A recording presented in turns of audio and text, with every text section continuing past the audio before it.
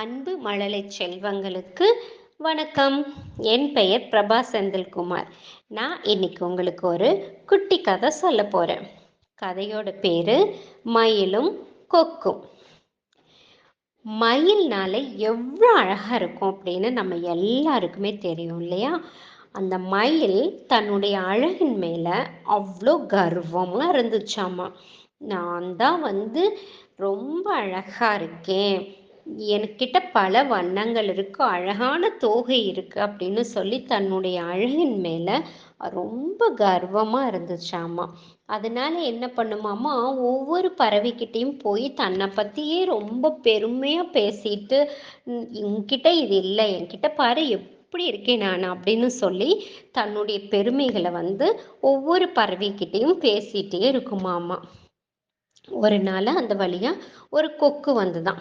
அந்த கொக்கையும் இந்த மயில் கூப்பிட்டு, இங்க பத்தியா நான் எவ்வளோ அழகா இருக்கேன், நீ வெறும் வெள்ளை கலர்ல இருக்க, நான் பார் அழகா இருக்கேன்னு சொல்லிட்டு தன்னுடைய தோகையை விரிச்சு அந்த அந்த கொக்கு முன்னாடி ஒரு நடனமும் அடிச்சாமா. அந்த கொக்கு ஆமா நீ ரொம்ப அழகா இருக்க, ஆனா என்ன மாதிரி உயரமா உன்னால பறக்க முடியாதே அப்படின்னு சொல்லி கேட்டுச்சாமா.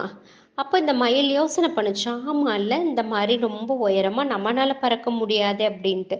அப்ப அந்த கொக்கு சொல்லிச்சாமா, கடவுள் ஒவ்வொருத்தருக்கும் ஒவ்வொரு தனி திறமைகளை கொடுத்துருக்காரு, அதுல நான் உயரமா பறக்கிறேன், உனக்கு அழகான தோகைகள் இருக்கு, நீ அழகா நடனம் ஆடுற, அந்த மாதிரி ஒவ்வொருத்தருக்கும் ஒவ்வொரு திறமைகளை கடவுள் கொடுத்துருக்காரு அப்படின்னு சொல்லிட்டு அந்த கொக்கு பறந்து போயிடுச்சான்.